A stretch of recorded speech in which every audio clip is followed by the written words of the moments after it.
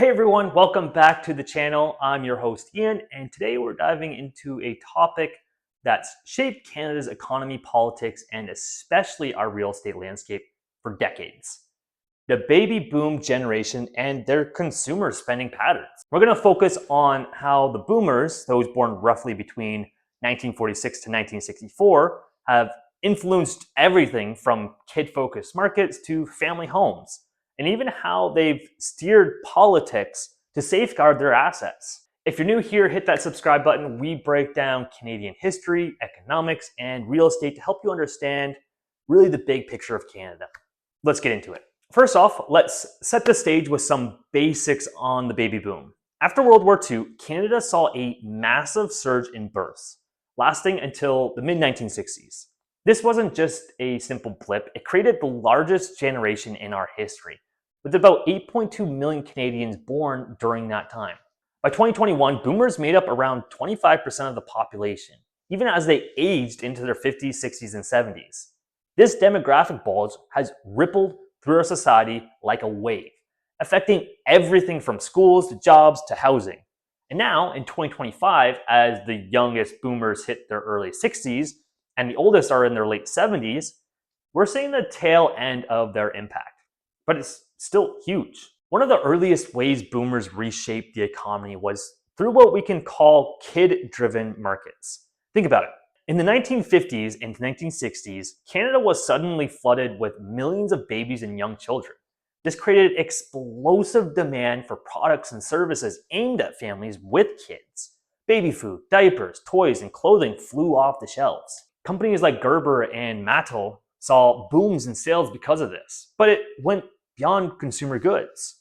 Governments had to build thousands of new schools to handle the influx. Elementary schools popped up everywhere in suburbs. Universities expanded rapidly as boomers hit their teens and early 20s in the late 1960s and 70s. The economy grew fast during this post-war period, with low unemployment and rising prosperity fueling even more spending. Urbanization accelerated too, as families moved to new suburbs with affordable homes designed for raising kids. All this kid-focused demand pumped billions into the economy, creating jobs in manufacturing, retail, and construction. Now, let's talk real estate, because this is where the boomer effect really hits home. Literally. As boomers grew up, got married, and started their own families in the 1970s and the 1980s, they created massive demand for family-sized homes. We're talking 3 to 4 bedroom houses in the suburbs with backyards for the kids and space for the station wagon.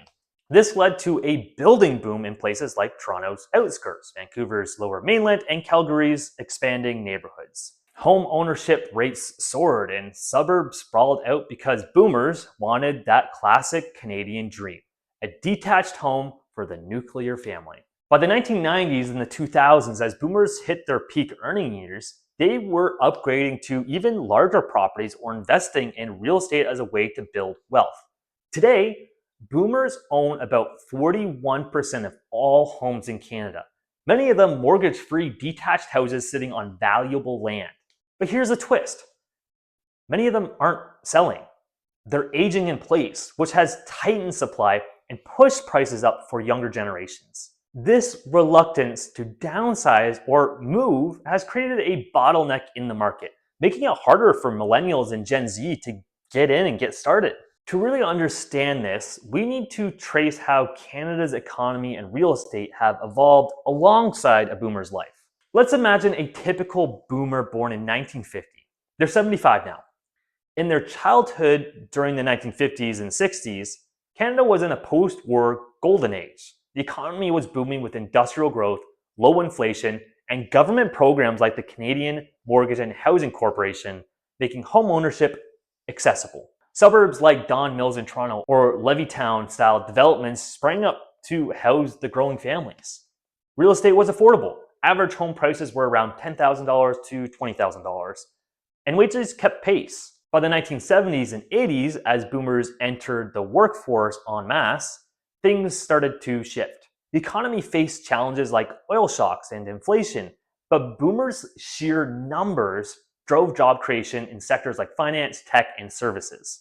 They started buying starter homes, often with low interest mortgages. Home prices began climbing, but it was still feasible. In Toronto, a house might cost $60,000 in the mid-70s, about 4 times the average salary. The 90s and the 2000s were the sweet spot for boomers, with stable jobs and rising incomes. They traded up to bigger homes or invested in rentals.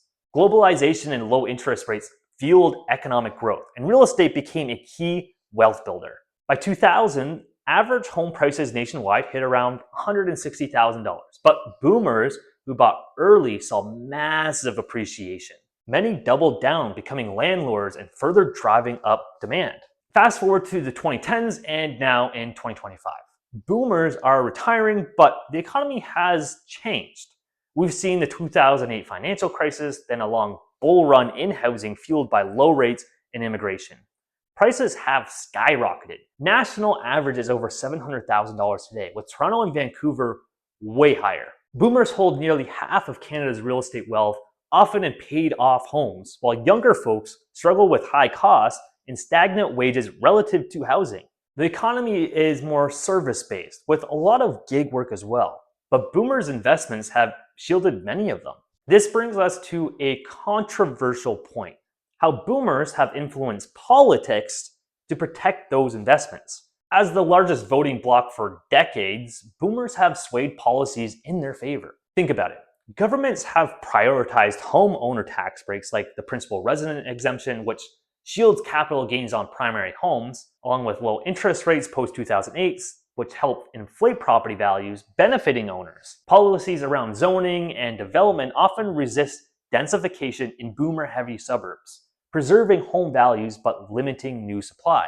Even retirement programs like CPP enhancements cater to boomers' needs, while housing affordability takes a back seat. Critics argue this has eroded the intergenerational social contract, leaving younger Canadians with higher debts and fewer opportunities. And now, with a $1 trillion wealth transfer looming, boomers passing assets to their kids, we might see some relief, but much of it is tied up in real estate, potentially perpetuating the cycle.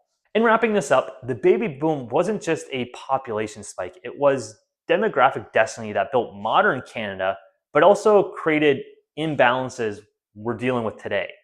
From kid markets fueling growth to family homes dominating real estate, and politics tilted towards asset protection, boomers' spending and choices have left a lasting mark.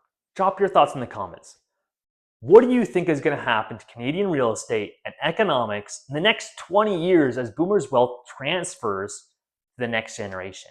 Thanks for watching. Don't forget to like and subscribe, and I'll see you on the next one.